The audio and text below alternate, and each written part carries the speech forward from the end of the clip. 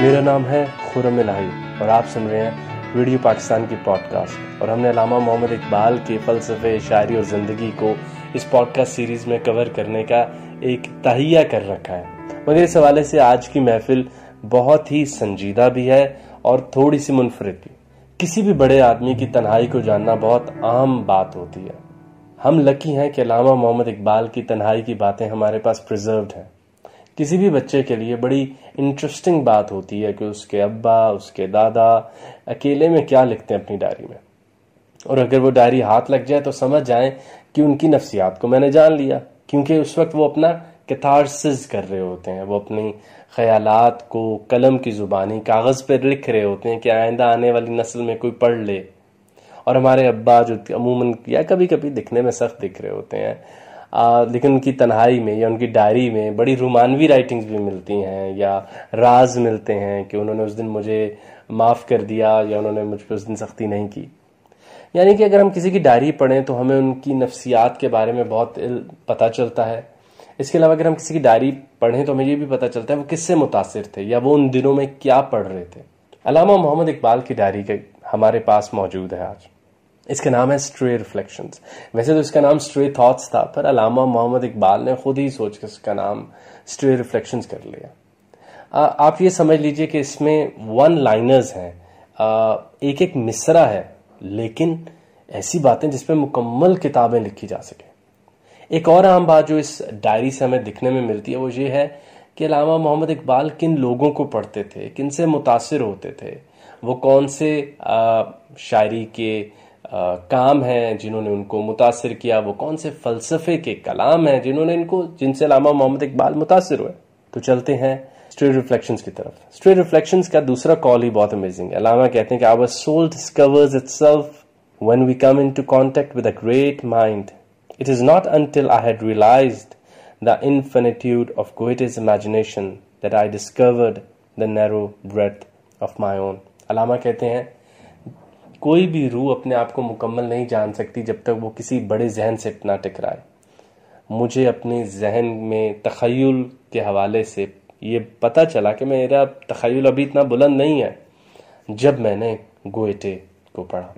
اس کا تیسرا کال بھی بہت انٹرسٹنگ ہے، اس میں میں تھوڑی تفصیل سے بات کرتا ہوں، اور جہاں سے یہ بات بھی کھل کے سامنے آئے گی کہ علامہ محمد اقبال، جن کو ہم نے صرف چند نظموں میں قید کر رکھا ہے، محیط کر رکھا ہے، وہ کتنے زیادہ فلسفیوں کو پڑھتے تھے، وہ کتنی متفرق مضامین کو پڑھتے تھے۔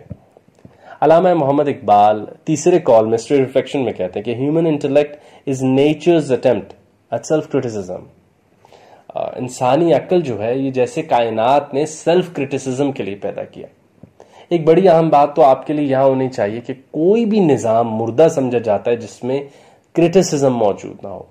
اگر ہم یہ بات ہیگل کی روح سے دیکھیں تب بھی ہمارے سامنے واضح ہوتی ہے کہ ہر تھیسس کا اینٹی تھیسس ہوتا ہے اور پھر وہ سنتھسس بن جاتا ہے۔ تو یہ کائنات بھی گونگی بہری رہ جاتی اگر اس میں انسانوں کی آواز نہ ہوتی۔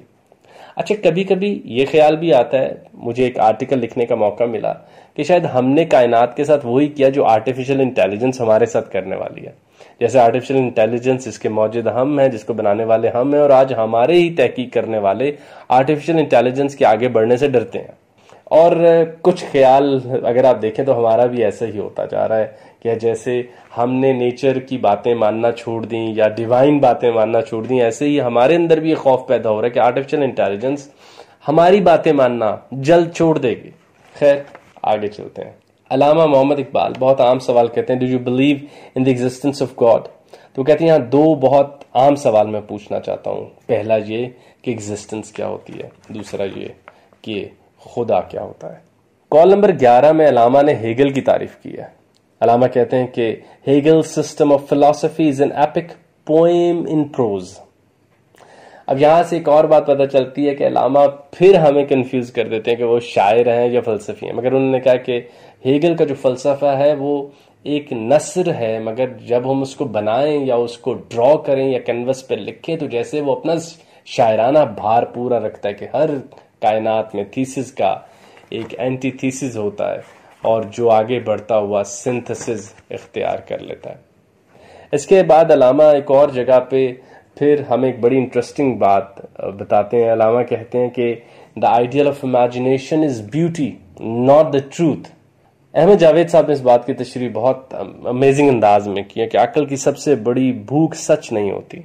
ये तो वो आराम से बैठे बैठे हल कर रही होती है। अक्ल की सबसे बड़ी भूख हुस्न होती है।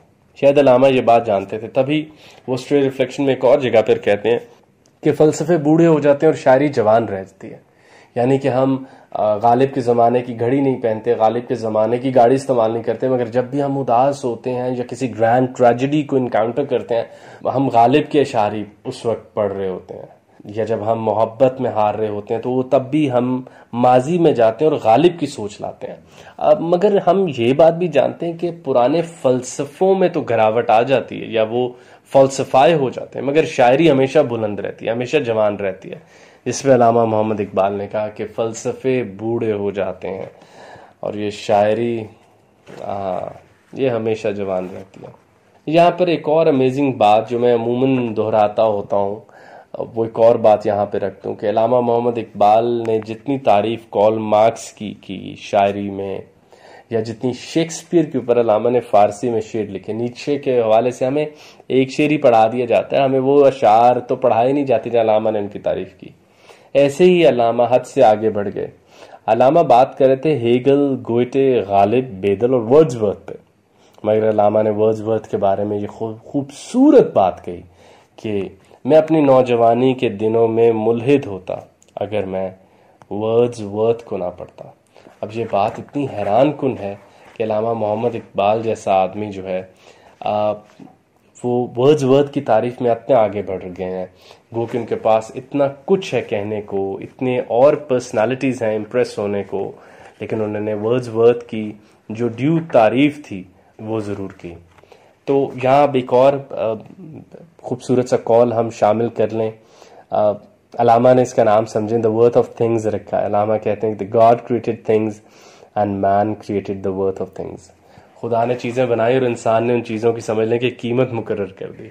और यहाँ से हमें ये बात समझ आती है कि जैसे अल्लामा ने अपने मास्टर्स में इकानमी पे काम किया, इकनॉमिक्स पे काम किया, ऐसे ही अल्लामा की इब्लीस की मजलिस शूरा में और बांगे दरा के आखिरी अशार में भी हमें जगह जगह अल्लामा क्या एक व्यू ऑफ इकनॉमिक्स भी नज़र आता है। ये स्ट्रे रिफ्लेक्शंस के चंद मुतफर्रिक वन लाइनर्स थे जो मैंने आपके सामने रखे, जिसमें अल्लामा हुस्न के ऊपर राय देते हैं, जिसमें अल्लामा वर्ड्सवर्थ की तारीफ़ कर रहे हैं, अल्लामा गोएटे की तारीफ़ कर रहे हैं, जिसमें अल्लामा तसव्वुर खुदा के ऊपर उठने वाले मगरिब के सवालात के ऊपर राय दे रहे हैं, जिसमें इसी किताब में अल्लामा मोहम्मद इकबाल इंसानी अक्ल क्या है, जस्टिस क्या होता है और इंसाफ का सबसे बड़ा दुश्मन कौन हो सकता है, और बेशबहा बातें, और वो ऑथर्स जो अल्लामा और वो फलसफी रादर जिनको अल्लामा तन्हाई में पढ़ते थे, उन सब का खोज आपको मिल सकता है अगर आप स्ट्रे रिफ्लेक्शंस अल्लामा मोहम्मद इकबाल की पढ़ें।